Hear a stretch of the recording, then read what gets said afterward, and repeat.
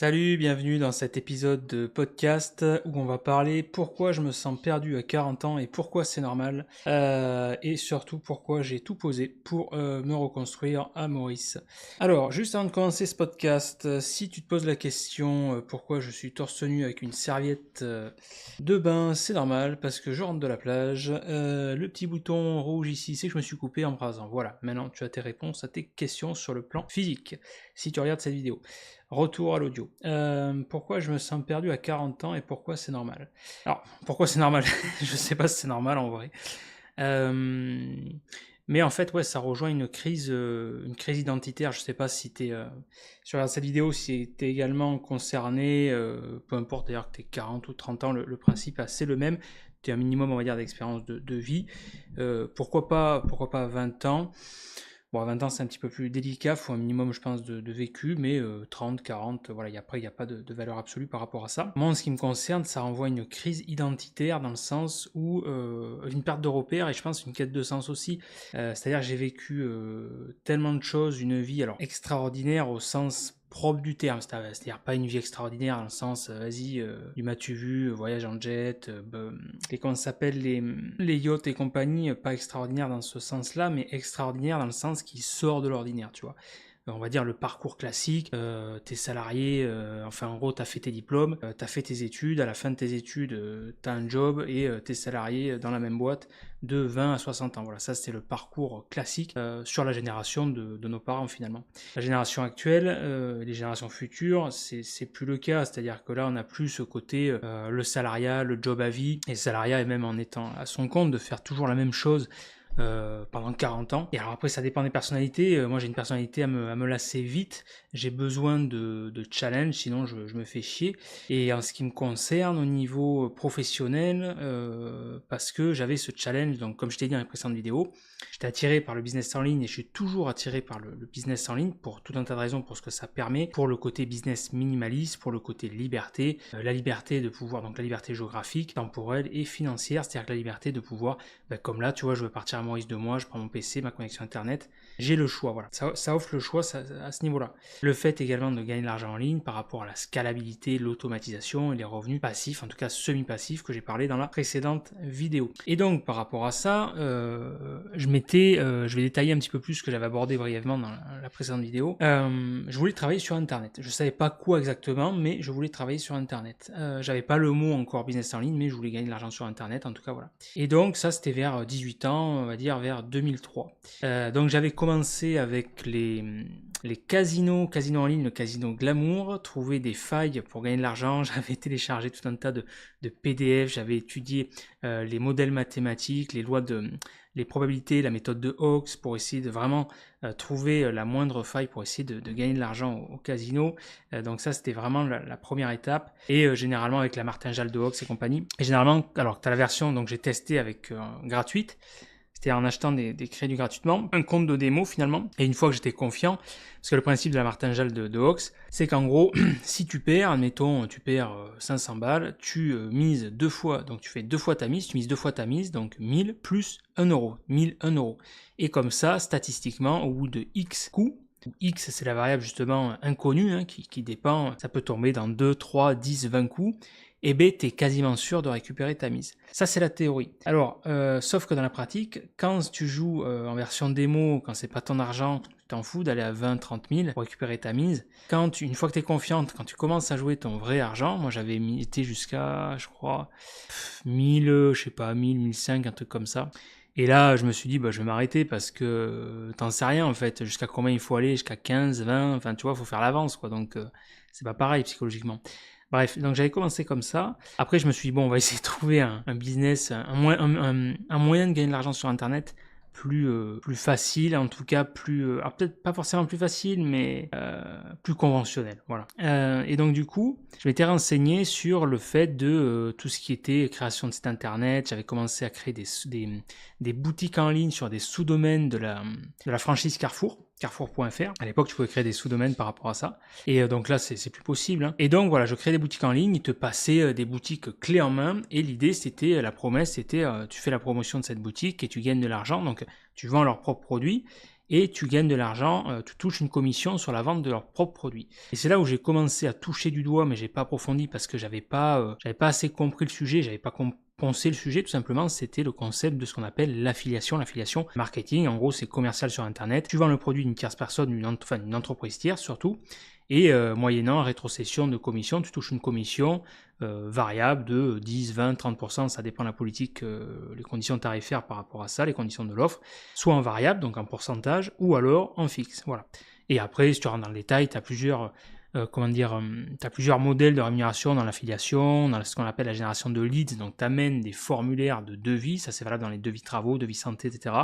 Bon, c'est des domaines que je connais bien vu que ça touche à ce que je fais, et dans ce cas-là, tu es commissionné soit à ce qu'on appelle le CPL, le coût par lead, au fixe, ou alors, si tu fais de la pub, le CPC, le coût par clic, le CPM, enfin bref, tu as plusieurs modèles par rapport à ça. Et donc, j'avais testé là, et puis j'avais pas les résultats escomptés. Je me suis dit, merde, ça marche pas et tout. Et en fait, c'est que j'avais zappé un élément important, c'est que pour vendre, il faut de la visibilité, il faut que tu sois visible. C'est comme si tu ouvres une boutique au milieu du désert du Sahara, à moins qu'il y ait 3 berbères qui passent dans la journée, tu vas pas avoir grand monde, tu vois.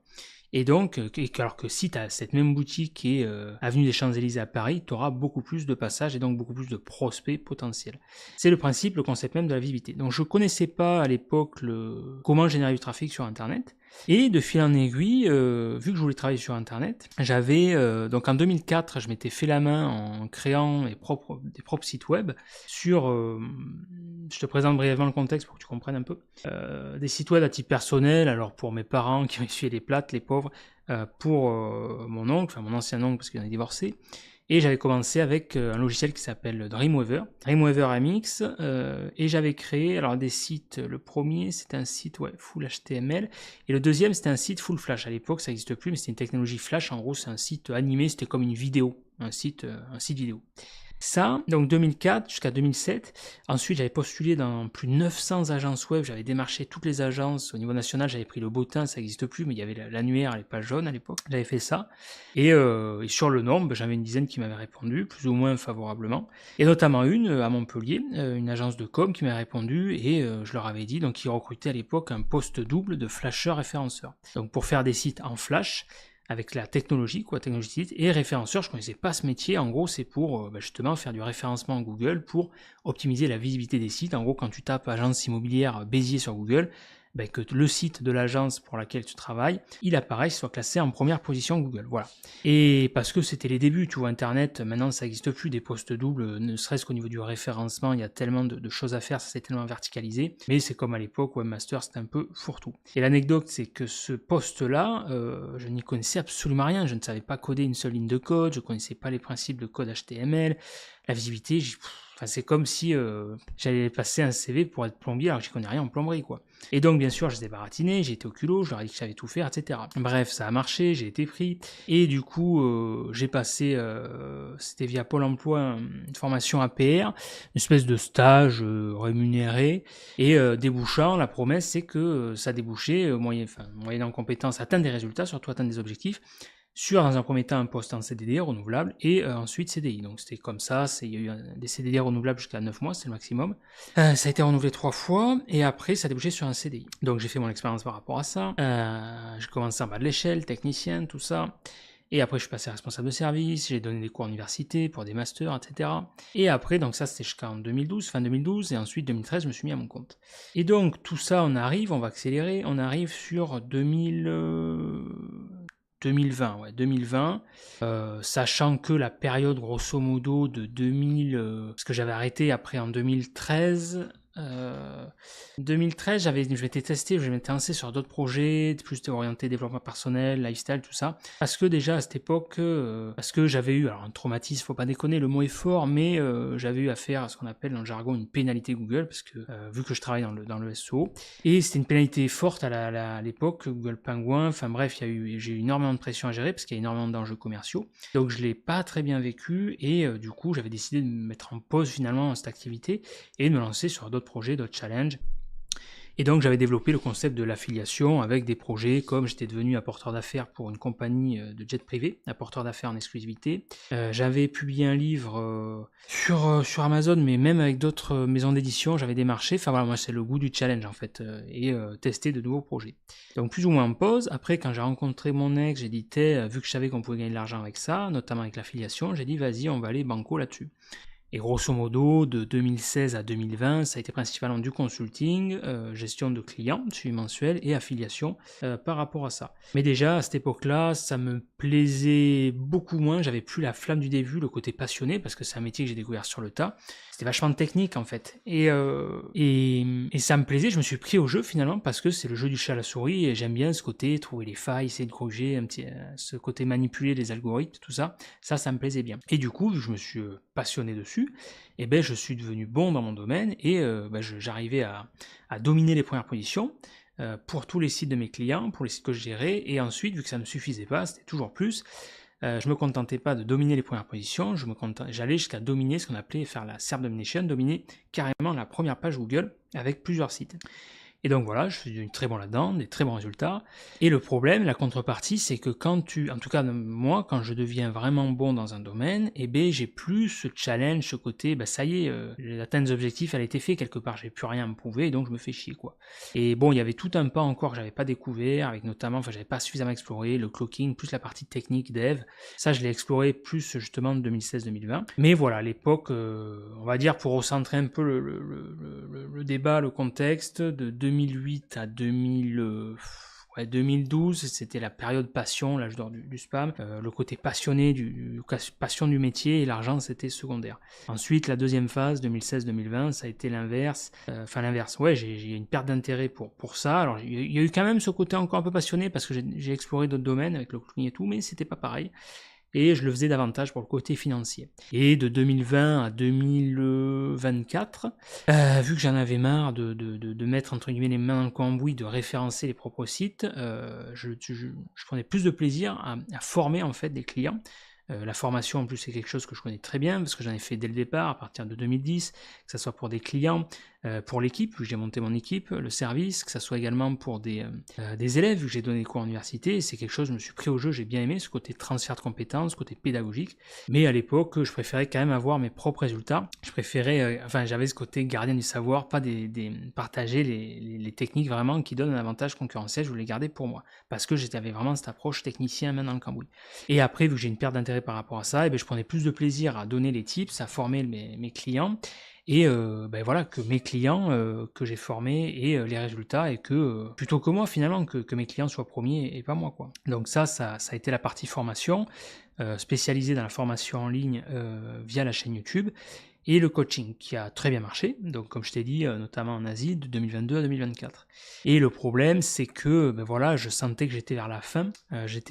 Parce que cette activité-là, je le faisais plus pour le côté financier, parce que c'était très rentable, plus que pour le côté intérêt. J'avais de moins en moins d'intérêt. C'est surtout échanger avec mes clients, le côté communauté, les aider, etc. Donc c'était pas tant le contenu, mais plus la structure, tu vois. Et la finalité de ça, c'est de dire qu'au niveau pro, je me suis passionné pour la technique, et parce que j'ai ce côté personnalité qui fait que je peux être très bon rapidement dans un domaine. Dès que je vais avoir un intérêt, je vais poncer le sujet en une semaine, je peux rapidement devenir entre guillemets expert, en tout cas spécialiste, en savoir davantage que la moyenne.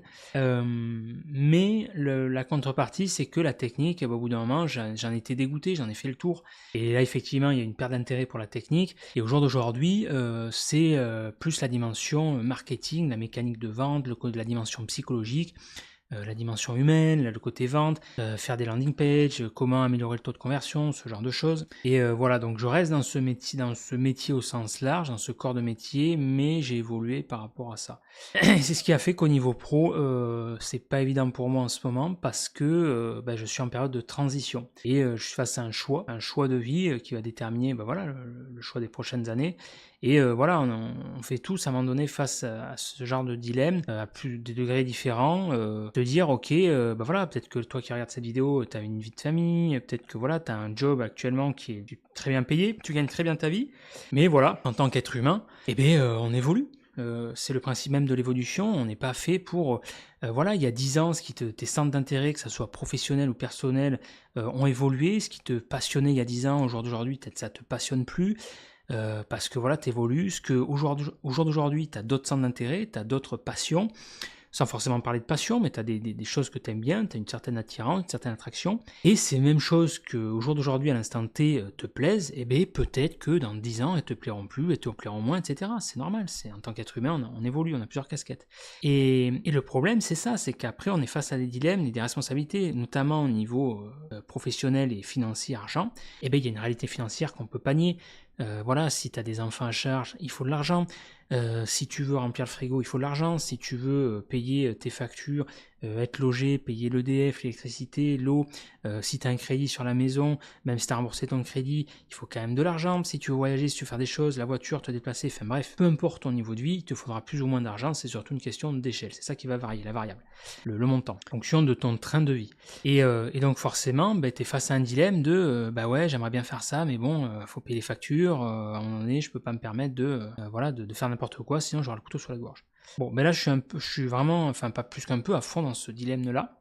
Transition de vie, là tu vois, je fais ce projet de chaîne perso parce que ça me tient à cœur, mais je sais que pour l'instant, à l'instant T, c'est pas du tout rentable, tu vois. Ça, c'est au niveau pro. Au niveau perso, ce qui a fait que aussi la contrepartie, c'est un peu le paradoxe, c'est que quand tu vis des expériences qui sortent de l'ordinaire, extraordinaires au sens propre, qui sortent du commun, comme là le voyage notamment, j'ai je me suis créé cette chance d'énormément, de pas mal voyager, et notamment avec mon ex, vu que c'était notre dada, on économisait vraiment, notre priorité c'était le voyage, on préférait faire moins de restos, moins d'activités, Cinoche et compagnie, mais vraiment plus pour le voyage. Et donc, après, c'est les choix de vie, voilà, t'en as, ils achètent des iPhones, des trucs, des choses matérielles, ils font des sorties, ils mangent bio et tout. Nous, c'était le voyage. Si tu peux faire les deux, c'est mieux, mais voilà, choisir chacun son truc. Et donc, notamment, l'apothéose, entre guillemets, ça a été le méga voyage de 2022 à 2024, les 2 ans de voyage en Asie. Ça a été un voyage extraordinaire, très enrichissant sur énormément de choses, ça m'a beaucoup appris sur moi-même, ça t'ouvre une vision carrément du monde, et ce genre de voyage, tu n'en sors pas indemne, dans le sens où ton cerveau, il y a un switch, il y a un avant, un après, tu découvres une autre vision du monde, une autre réalité en fait qui est possible. T'as tellement de données qui sont intégrées en une journée, t'intègres tellement de données que ton cerveau il filtre, ne serait-ce que par la richesse des rencontres, des paysages, ce que tu apprends par rapport aux autres, grâce aux autres, sur toi-même, etc. Et forcément, c'est perturbant quelque part, et donc quand tu rentres de ce voyage, il y a très peu de personnes qui en parlent, mais t'as ce que j'appellerais un peu la crise de voyage, la crise de retour quelque part. Quand tu ressors de ce voyage, tu te sens paumé parce que tu passes de 2 ans d'une vie de dingue où tous les jours il se passe quelque chose. En fait, il y a une telle notion d'intensité et tu vois, dans un autre contexte, je sais pas si tu as déjà vécu une expérience d'état de conscience modifié. Moi, je t'ai dit, ça a été par rapport à des accidents. Et ce qui m'a permis de me sauver la vie, littéralement, c'est un état le moi supérieur, finalement, peu importe le nom, qui prend le relais. Ton état de super conscience, qui est beaucoup plus intelligent que nous, notre état de conscience à l'état ordinaire, on se dit éveillé, mais là, voilà, rien à voir. Et c'est pour ça qu'on est d'ailleurs très arrogant par rapport à ça, on croit tout savoir, mais on est très très loin de tout savoir. Et quand tu as cette partie de toi supérieure, cette partie divine, peu importe le nom, si tu es religieux ou pas, moi je suis athée au sens strict religieux du terme, mais le côté spirituel, oui, j'y crois. Une certaine dimension, après, je sais moi je suis convaincu qu'il y a quelque chose, avoir fait directement l'expérience, qu'il y a quelque chose qui nous dépasse, ça c'est sûr, il y a plein de choses qu'on ne sait pas. Après voilà, quoi exactement, je suis pas sûr qu'on le sache de notre vivant, et c'est peut-être le but également de l'expérience. Mais ça c'est encore autre chose. Mais quand tu fais ce genre d'expérience où tu es en état d'hyper conscience, où vraiment la pensée, le mental, il est en zéro en fait, parce que ça va tellement vite, c'est un état d'hyper, le temps s'écoule vraiment différemment, ça s'écoule très très vite, ce qui fait que la pensée n'a pas le temps justement de penser, tu es dans le ressenti pur, l'intuition. Et t'as ce côté slow motion comme dans les films, tout est plus intense, tu sais exactement ce qu'il faut faire, enfin c'est un truc de fou. Et donc la comparaison est un petit peu dans une bonne mesure par rapport à ça, où quand tu vis une notion d'intensité pendant 2 ans, et quand tu ressors de cet état de conscience, t'es déboussolé, tu te dis wow, qu'est-ce qui se passe, enfin, tu vois, t'es un peu sonné, et c'est un peu ça finalement, et tu te dis merde, qu'est-ce que je fais quoi, ce voyage forcément ça t'invite à l'introspection, que tu le veuilles ou non, c'est comme si ça te secoue la tête quoi. Voilà, donc ça c'est les principales composantes. la raison pourquoi je me sens perdu à 40 ans. Pourquoi c'est normal? C'est normal, je sais pas, mais en fait, ça dépend des personnalités, c'est-à-dire que tu as le choix de... On dit qu'il y a un proverbe qui dit les imbéciles sont heureux, et c'est sûrement vrai, parce que des fois je me dis, mais putain, alors j'aime pas trop utiliser ce terme, être éveillé, parce qu'il y a un côté un peu prétentieux, il y a le côté supérieur par rapport aux autres, c'est pas le but. Mais être plus aguerri, être plus éveillé sur certaines choses, être plus attentif et avoir eu des expériences de vie qui sortent de l'ordinaire, c'est bien, mais le paradoxe c'est que ça te bouscule et donc forcément c'est pas très stable des fois, tu vois, t'es pas très stable, c'est un peu la carte du prince sur le chariot, moi c'est ma carte d'ailleurs, et c'est vrai que des fois je me dis mais putain, avant quand j'étais salarié, je me posais pas toutes ces questions, enfin je commençais mon cheminement entre guillemets spirituel, je m'intéressais au développement personnel, tout ça, mais ouais, voilà, t'as ceux qui ont la vie rangée, tu vois, il y a un ancien pote que j'ai, on n'est plus potes d'ailleurs parce qu'on a des modes de vie radicalement différents. Et voilà, lui, c'est vraiment le cliché de la personne rangée, sécuritaire, le parcours classique, quoi. C'est salarié, il a la paye, voilà, tous les mois. Il est à la maison, il a acheté une maison en ville, urbain, il a eu son crédit, il a sa nana, il s'est marié, là maintenant il a son gosse, voilà, tac tac, et sûrement ça jusqu'à la fin de sa vie. Et tant mieux s'il est heureux comme ça. Mais c'est vrai que moi, c'est des modes de vie où ça me plaît pas, j'ai vraiment une notion de... J'ai un besoin d'intensité en temps d'expérience, de me sentir vivant dans tout ce que je fais, surtout trouver du sens dans ce que je fais. Et c'est là où des fois je suis peut-être un peu con, je sais pas, mais tu vois, par exemple, l'argent, si je faisais ça vraiment que pour l'argent, cette chaîne YouTube, je prendrais même pas le temps de la faire, je me poserais pas toutes ces questions et je mettrais mon cerveau en pause et voilà. Sauf que je sais que avec mes compétences, je pourrais gagner beaucoup plus d'argent que c'est le cas actuellement, mais je sais que je serais pas épanoui et donc c'est un pas vers la tombe, quoi. Voilà, donc ça, je pense, ça renvoie à des personnalités, c'est même sûr, à des états d'esprit. Je sais pas d'ailleurs si toi qui regardes cette vidéo ou écoutes ce podcast, t'es dans cet état d'esprit-là, si t'as ressenti ça à un moment donné. Alors, si t'as moins de 30 ans, c'est possible que tu ne l'aies pas encore ressenti. Ça n'empêche pas qu'il y ait un état un petit peu toujours de paumé ou de quête de sens. Ça, je pense, c'est quand même quelque chose qui c'est un fil conducteur qui te suit avec plus ou moins une notion d'intensité. Moi, je sais, depuis que je suis gosse, voilà, j'ai toujours la tête arrivée vers les étoiles, le côté, vas-y, je me sens pas de cette planète, je me sens extraterrestre quelque part, tu vois, et je me dis, toujours poser des questions, pourquoi, la quête de sens, la quête de questions, et toujours chercher son chemin quelque part, son chemin de vie. Et là, je l'ai eu notamment avec l'expérience, tu vois, en étant salarié à Montpellier, tu vois, où j'ai eu ce défi-là. Mais j'ai pas un parcours quelque part très ordinaire, en tout cas très ordinaire, très stable. Mais en même temps, c'est ce que je cherche aussi. Moi, j'adore justement en voyage parce que le voyage permet ce genre de rencontre, mais écouter des gens, rencontrer des gens et qui ont des expériences comme ça, qui sont stimulantes, parce que bon, enfin moi en tout cas, je trouve ça plus stimulant que la personne et j'ai rien contre les salariés, hein, mais qui fait le même taf depuis 40 ans et qui va te raconter que aujourd'hui il fait soleil et demain il fait pas beau et que tu vas faire une machine à laver, quoi, tu vois, enfin. C'est pas très stimulant comme discussion, quoi, tu vois. Donc quand je dis j'ai tout posé pour me reconstruire, c'est un peu exagéré parce que je suis pas, en tout cas à l'instant T où je fais cette vidéo, encore dans l'optique de me poser à Maurice. Je suis pas fermé à ça. Je sais je commence à m'enseigner, je sais qu'il y a notamment le visa digital nomade pour 1 an, qui serait dans un premier temps pourquoi pas intéressant. Bon, après voilà, je sais que moi, vu que je suis gourmand, la bouffe, c'est important pour moi. Et ça, pour avoir voyagé dans plusieurs pays dans le monde, même s'il y a des pays où on mange très bien, la France a énormément de défauts, notamment au niveau fiscal, au niveau administratif, au niveau mentalité. Mais la France reste indétrônable sur la bouffe, c'est clair. Le savoir-faire culinaire là-dessus, il n'y a pas photo. Là, quand je vais faire mes courses au Winner, au supermarché, les fruits et les légumes, ça va. Mais alors le reste, le pain, voilà. Le rouge, n'en parlons pas, autant prendre du vinaigre. Soit il est frais, soit c'est du vinaigre. C'est le pain, ouais, c'est quelque chose. Le pain, t'arrives à trouver quelque chose qui se rapproche, mais bon, rien à voir. Et la viande, la viande, la côte de bœuf, tu l'oublies. Le poulet, voilà quoi. Et bon, bref, c'est peut-être un détail pour vous, mais pour moi, ça veut dire beaucoup. Non, après ça dépendra des rencontres que j'aurai à faire, que ce soit au niveau personnel ou professionnel. Voilà, comme je t'ai dit, là, je vais rencontrer d'ici une dizaine de jours un collègue de taf et qui va m'introduire à une conférence là, pour les entrepreneurs du web ici à Maurice, la Web Mauritius, en mai. Je n'ai pas la date exacte, donc ça va être sympa. Et après, on verra. Voilà, j'ai pas d'attente précise particulière, mais en tout cas, le but de ma venue ici, c'est vraiment de prendre du recul, de faire ce projet plaisir, tu vois, comme le podcast, et voilà.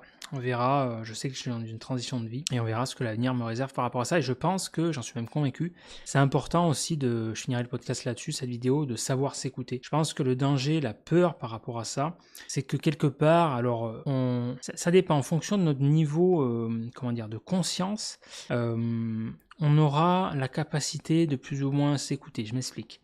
Moi, quand j'étais à Montpellier, donc j'avais, on va dire, une vingtaine d'années, j'étais plus foufou et c'est surtout que j'étais beaucoup plus dans le contrôle, beaucoup plus dans le mental en fait. Beaucoup plus dans le mental et donc, d'ailleurs, j'avais été voir une sophro pour travailler sur mes émotions. C'est la première étape, entre guillemets, de la guérison, ça passe par la prise de conscience. Prendre conscience que le problème vient de toi. Et donc on a travaillé un suivi sur 1 an et demi et du coup chaque fois il me disait mais toi tu ressens quoi, qu'est-ce que tu ressens et tout, et chaque fois je dis je pense que, il me dit non mais je te demande pas ce que tu penses, ce que tu ressens. Ça peut paraître un détail ce mot mais il est fort parce qu'en fait c'est pas anodin, parce que j'étais tellement dans mon mental que j'étais coupé de mes ressentis, tu vois, et donc ça je pense que c'est le cas pour beaucoup de monde, notamment les mecs, parce que les nanas ont quand même beaucoup plus de prédisposition et de facilité à ça. Sont quand même beaucoup plus intuitives et branchées émotionnelles que nous, les mecs. Ça demande plus de travail en tout cas. Et après, par rapport à mes expériences, notamment le fait d'avoir vécu avec mon ex qui était dans l'hypnose, la thérapie, et qui m'a beaucoup aidé sur la gestion des émotions. J'ai beaucoup appris sur l'intelligence émotionnelle, l'évolution, ne serait-ce que le fait de libérer la parole, de communiquer, de verbaliser les choses, parce qu'avant je gardais tout ça pour moi, c'est ce qui créait des disputes violentes, et c'était pas bon même pour moi de garder ses émotions en soi, c'est pas bon. Ça c'est pareil, alors pas tous les mecs, mais toute proportion gardée, les mecs en général, par défaut, on a plus ce côté aller se réfugier dans une grotte comme ça, donc là elle m'a appris par rapport à ça. Une relation ça t'apporte toujours, hein. Donc moi ça m'a beaucoup appris par rapport à ça, grâce à elle, je la remercie. Et après, le fait par rapport à mes expériences, et notamment indirectement encore une fois grâce à elle, parce que elle, vu qu'elle travaille dans l'hypnose, elle connaissait notamment un mec très très très fort. Elle avait pris 2 de ses formations et du coup, moi j'étais curieux par rapport à ça parce que la psychologie ça m'intéressait aussi. Ce mec-là, j'aimais bien sa personnalité aussi. Il avait ce côté rentre dedans, tout ça, et très très fort.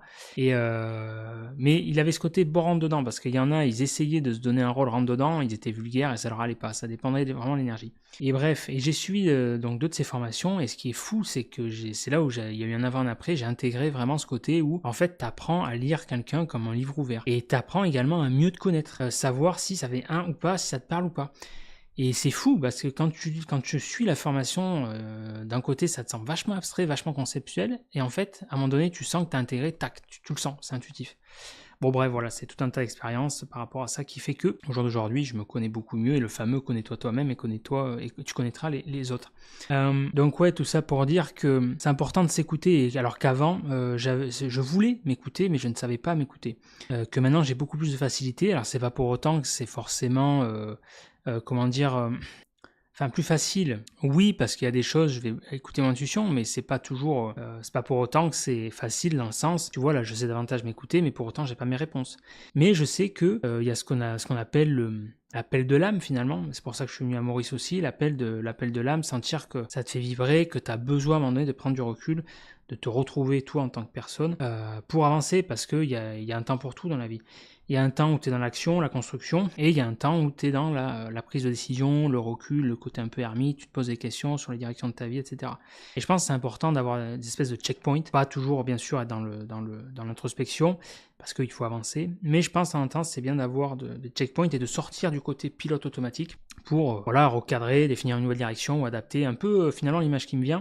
C'est quand tu roules en voiture, en moto, peu importe, en véhicule, tu vas d'un point A à un point B, tu prends ton GPS, et des fois tu te rends compte que en chemin tu t'es trompé de route, ou tu voudrais faire un détour par un autre endroit, tout ça, donc tu rajustes ton itinéraire de départ. Voilà, je pense que c'est un peu l'idée, et je finirai là-dessus. Voilà. Bon, encore une fois, un podcast totalement freestyle. N'hésite pas à me faire part de ton retour pour justement, j'essaie de m'améliorer par rapport à ça. et surtout de voir un petit peu au niveau du format, si, parce que là c'est vrai que c'est un format où je parle quand même pas mal de ma vie et pour partager des retours d'expérience, c'est le format freestyle, ce qui sort de ma tête en total impro. J'aime beaucoup ce format impro, comme ça, parce que c'est authentique et tout. Après, ce qui peut peut-être déranger aussi, parce que c'est pas le but non plus, c'est que ça peut donner l'impression de trop je parle de ma vie, quoi, tu vois. Mais c'est surtout que je me sers de ma vie comme support finalement pour te partager bah voilà, un retour d'expérience qui d'ailleurs tu le prends pour ce que c'est, hein, c'est pas du tout une vérité absolue, c'est mon retour, moi en tant qu'être humain lambda, voilà. Donc dis-moi si ce format te plaît ou pas, format freestyle ou tu voudrais un format plus cadré, auquel cas je le scripterai. N'hésite pas. Allez, à de suite dans la prochaine vidéo, ciao.